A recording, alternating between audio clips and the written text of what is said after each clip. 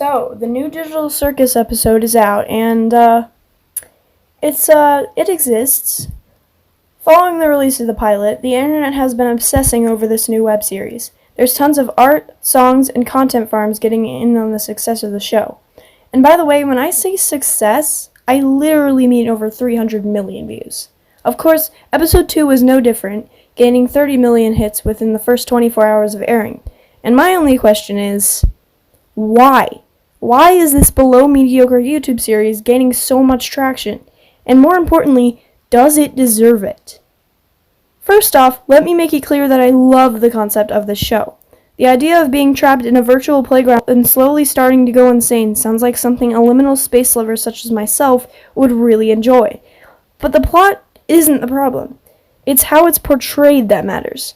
Someone could have a really interesting idea for a movie and then totally mess everything up by what they do and don't show to the audience.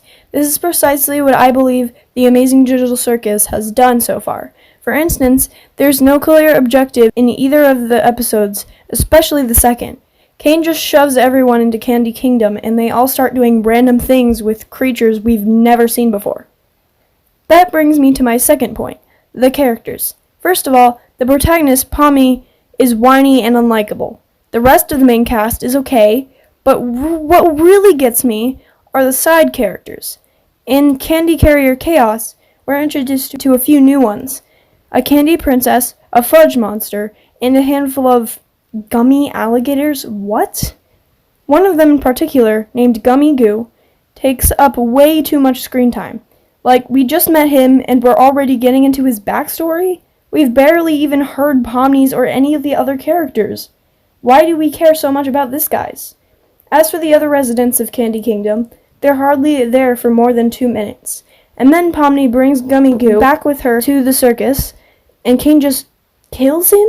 What? Seriously, what is going on here? We've barely had time to get to know the guy, but we also know too much at the same time. This show is so confusing. I'm sure a lot of you are yelling, "Cut it some slack, it's only an indie show."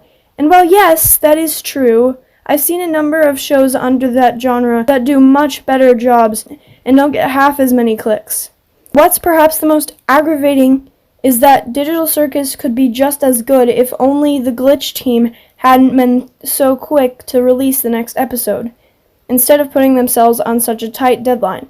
And yeah, I get it, the demand for new content was high, but the Has Been Hotel pilot came out, 4.5 years ago? And the fandom is still eating up the relatively new first season. I'm sure if the Digital Circus crew had also waited a bit longer in between episodes, it wouldn't affect the number of viewers at all.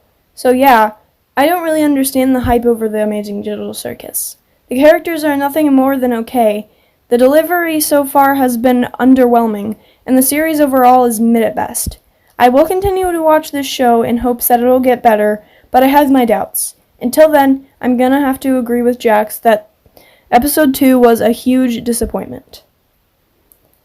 Hey guys, thanks so much for watching this video. Again, it's all my opinion and I'm not trying to force anyone onto my side.